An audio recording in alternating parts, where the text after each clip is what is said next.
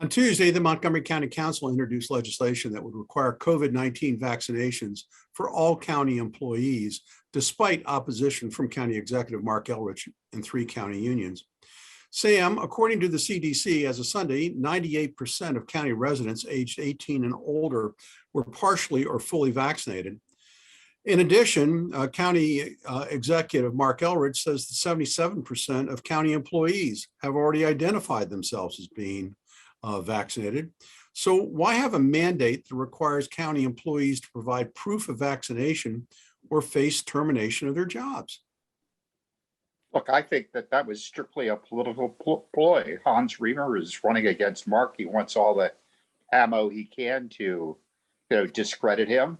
But that's not the concern. The concern is leadership and keeping people safe.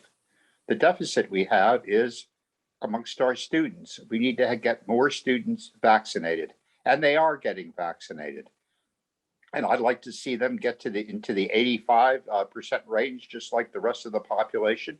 And I'm sure we'll reach that. I don't think that this legislation is needed at all. It's a waste of time, a political ploy. Well, it may be very well and good for Tom Hucker and Hans Remer and Will Jawando, who were the primary sponsors of this.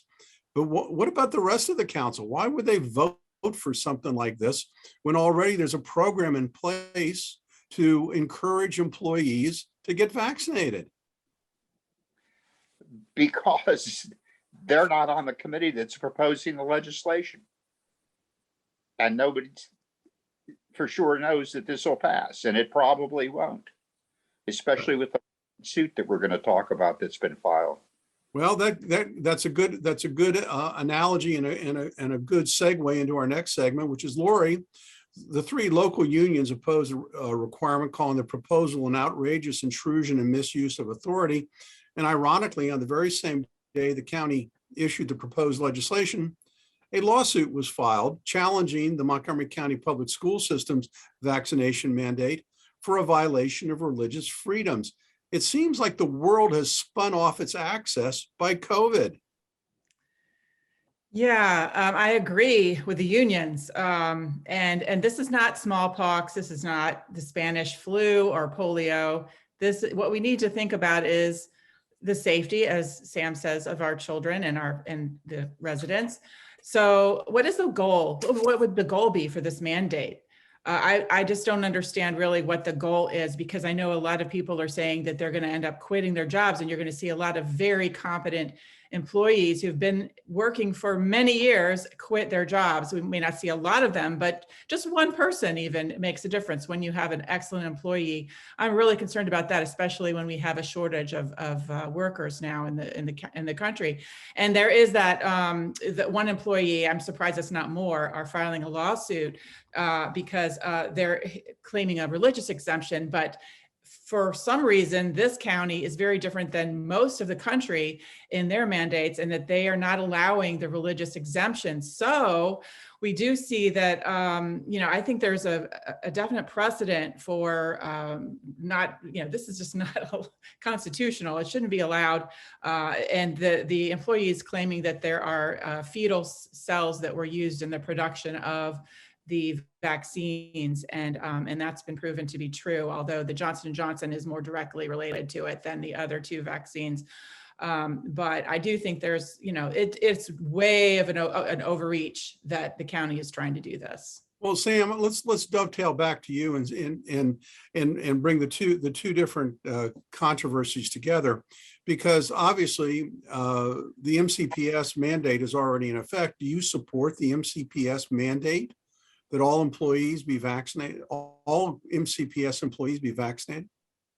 I absolutely do. And I also think that we ought to mandate vaccinating all of our children in the schools as well. Somewhere in the administration of the Montgomery County Public School System, you would think that the superintendent would speak up and say, present it to the school board, that we will have a religious exemption. And if that goes through, I don't think it's going to have that much of an impact. What I want to see is everybody, young child, families, get above 85%.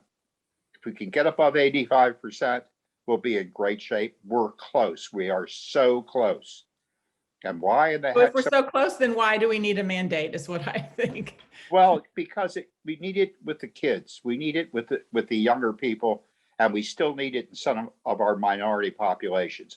But you certainly can't say that Mark and the Public Health Service and even the county council serving as our public health department deciders aren't moving along that path. Mark is leading. For the most part, the county council is following, unless of course you're running against him in office, and that in itself is ridiculous. Well, Sam, I want to pick up on one. We only have about 30 seconds left, Sam, and I want to pick up on this. With such a large portion of our minority population opposed to vaccinations, why do you think it's appropriate to mandate and force it upon them? Well, Casey, part of the problem is education. And keeping in mind, Casey, that we're already above 60%. We're nibbling our way and nibbling our way and nibbling our way. And the more we educate and the more outreach we do and the more people that are inoculated in this county, the safer all of us will be. But Sam, we're already at 98% for adults. For everyone over 18, we're already at 98%. According to the CDC. Why are we imposing a requirement and a mandate on people? Because Casey, when it comes to the kids, we're still in the 60s. And they're the least vulnerable, and they have the least impact on the children. Casey, the facts and articles in the newspaper and everything you're reading states that the people being hospitalized now are young people. It's serious. They're getting sick. They need to be protected. Sam, I appreciate that. But if you look at the statistics currently today, percentage of hospital bed utilization, low utilization, ICU utilization, low utilization, COVID-related hospital bed utilization, moderate. We're not being overwhelmed. The system isn't being overwhelmed. Why are we imposing mandates? Because we need to keep our children safe. It's that simple. And I wish people would just go along with the flow. And within the next month or so, we might be at that figure. And I don't think that's an unreasonable request, looking backwards and seeing what all we've gone through to get where we are with all of the figures you just mentioned. And I think that Mark deserves credit for that. And I also think the county council who supported him. Well, I'm glad you've given at least four paid political endorsements for Mark Elrich. And you're going to have the final word. I'm sorry, Laurie. We're going to have to go on to our next topic.